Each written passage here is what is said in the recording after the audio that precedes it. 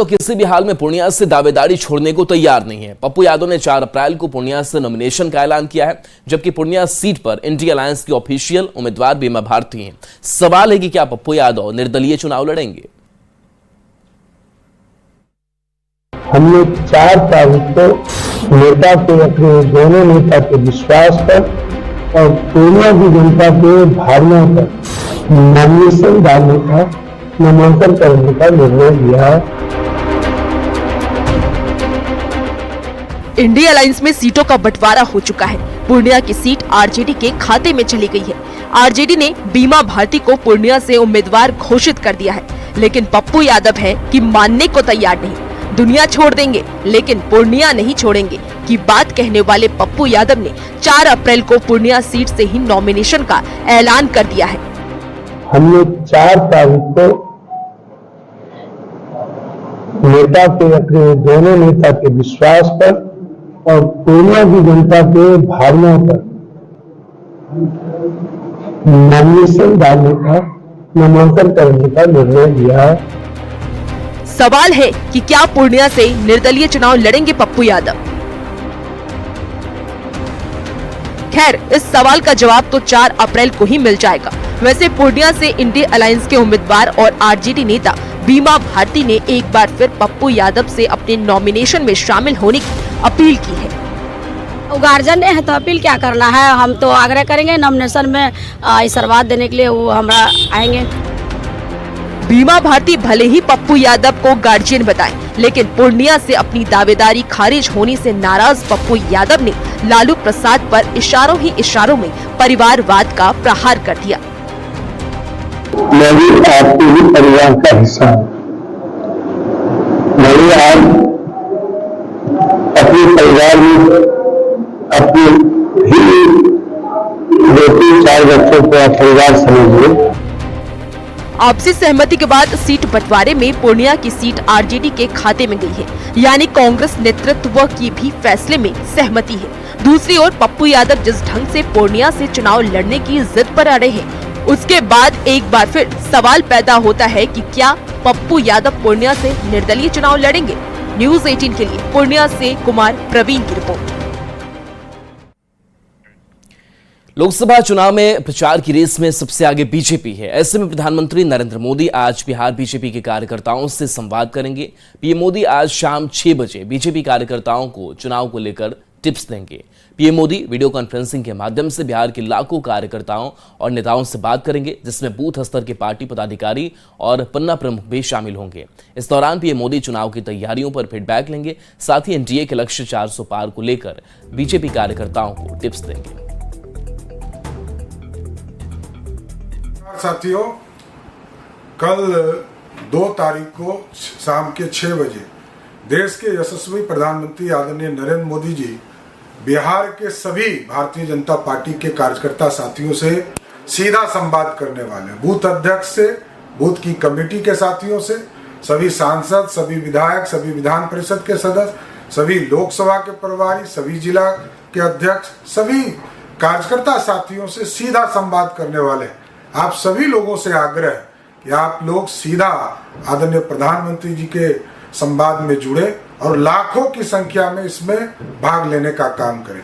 मैं सम्राट चौधरी, प्रदेश अध्यक्ष बिहार, आप सभी लोगों से विनम्र निवेदन करता हूं कि आप आदरणीय प्रधानमंत्री जी के बातों को सुनकर देश में 2024 के चुनाव में फिर से नरेंद्र मोदी जी इस देश के प्रधानमंत्री बने, इन सारी चीजों को सुनने का काम करें। कांग्रेस में मची सियासी भगदड़ पर डिप्टी सीएम विजय सिन्हा ने निशाना साधा है। विजय सिन्हा ने कांग्रेस को डूबती नाव बताया है और कांग्रेस छोड़ने वालों पर कहा कि जो लोग समझदार हैं वे अपनी राजनीति बचाने के लिए कांग्रेस का साथ छोड़ रहे हैं।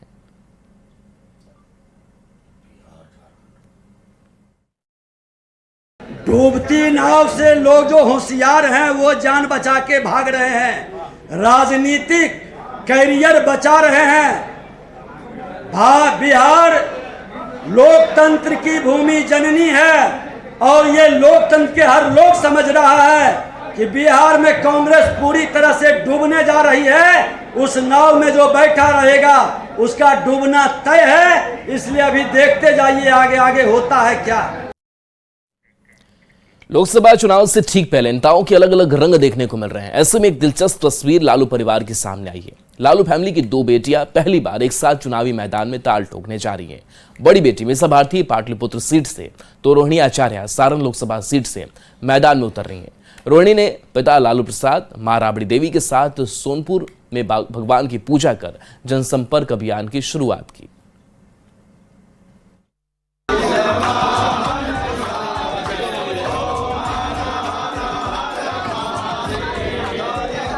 लालू परिवार एक बार फिर भगवान की शरण में है।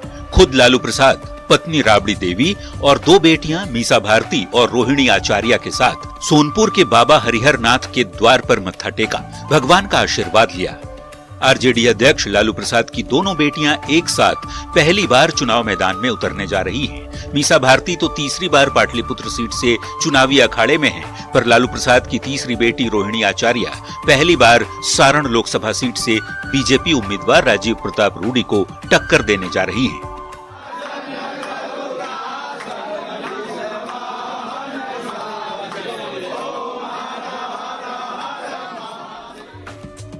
हरिहरनाथ मंदिर में पूजा अर्चना करने के बाद मीसा भारती ने दावा किया कि केवल सारण ही नहीं, सभी लोकसभा सीटों पर भगवान का आशीर्वाद हमें मिलने जा रहा है। सारण से ही नहीं, बिहार के 40 सीट से महागठबंधन के लिए सब जगह बाबा ने आशीर्वाद दिया है। बेटी रोहिणी आचार्य लोकसभा चुनाव की तैयारियों में जी जान से जुट गई हैं। चुनावी मैदान में उतरने से पहले रोहिणी भगवान की शरण में पहुंची। मां, पिता और बड़ी बहन के साथ भगवान का आशीर्वाद लेने के बाद लगातार जनसंपर्क अभियान जारी रहने वाला है।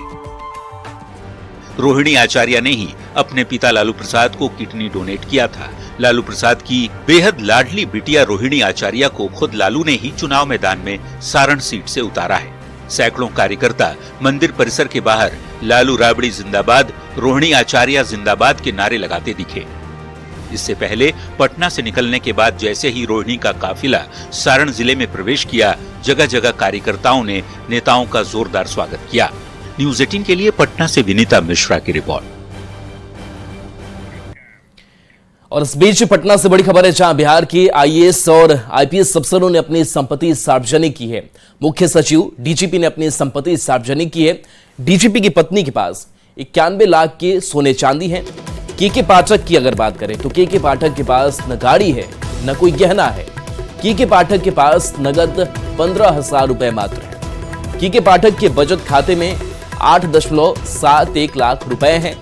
के पाठक के पीपीएफ खाते में 56.27 लाख रुपए हैं और जिसमें 12 लाख रुपए हैं। तो ये संपत्ति सार्वजनिक की गई है। संजय हमारे साथ संवाददाता जुड़े हैं। संजय, जो आईएएस आईपीएस उन्होंने अपने संपत्ति को सार्वजनिक किया है, के पाठक की अगर बात करें तो इनकी भी संपत्ति जाननी खास हो जाता है। और क्या कौन कौन से अधिकारी हैं जिन्होंने अपनी संपत्ति सार्वजनिक की है?